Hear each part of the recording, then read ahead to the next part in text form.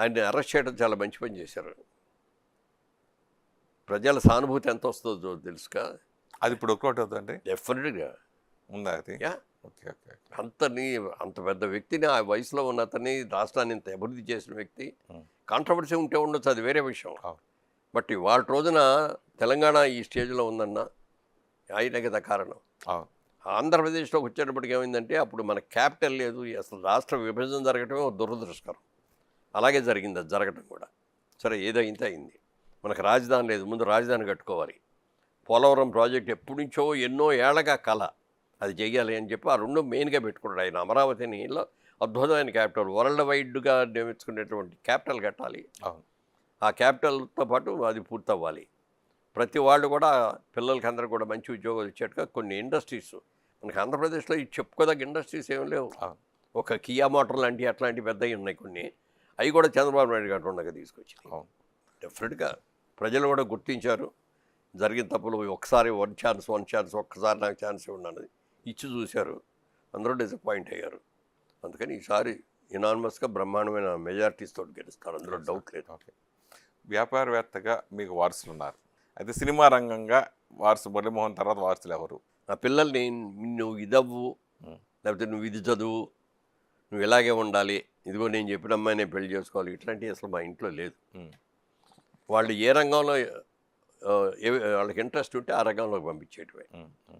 పొలిటికల్గా మీ కోడలు మళ్ళీ తీసుకొచ్చి మళ్ళీ ఒకసారి మళ్ళీ తర్వాత ఎందుకు మళ్ళీ దూరం అయ్యారంట? పొలిటికల్గా కూడా వాళ్ళకే ఇష్టం లేదు, అమ్మాయికి ఇష్టం లేదు. కాబట్టి నాకు ఫస్ట్ టైం ఓడిపోయినందుకు సెకండ్ టైం వాళ్ళందరూ కూడా వచ్చి ప్రచారం చేశారు. ప్రచారాలన్నీ కూడా బాగా సక్సెస్ అయినాయి. వాటిని రూప మా డాక్టర్లా తనకు కొంత పొలిటికల్లో ఇంట్రెస్ట్ ఉంది.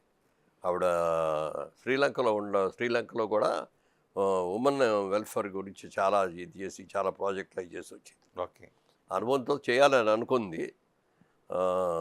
బట్ ఆ వేవ్లో ఆవిడ కూడా కొట్టుకుపోయింది. ఈ వద్దులేమ్మ, మనకి నీ ఆరోగ్యం కూడా కొన్ని ప్రాబ్లమ్స్ ఉన్నాయి, రాజకీయాల్లోకి వెళ్ళి నువ్వు తిరగటం మొదలు పెట్టావంటే, తను కూడా బిజినెస్ స్టార్ట్ చేసుకుంది.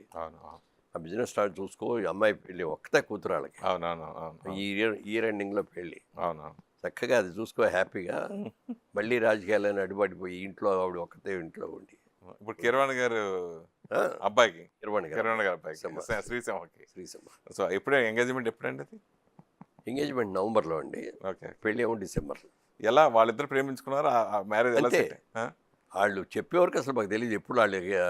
అంటే మన జగపతి రాజేంద్ర ప్రసాద్ గారి మనవరాలు ఉంది, ఆ మనవరాల్ని రాజమౌళి గారి అబ్బాయికి ఇచ్చి పెళ్లి చేశారు. అవును.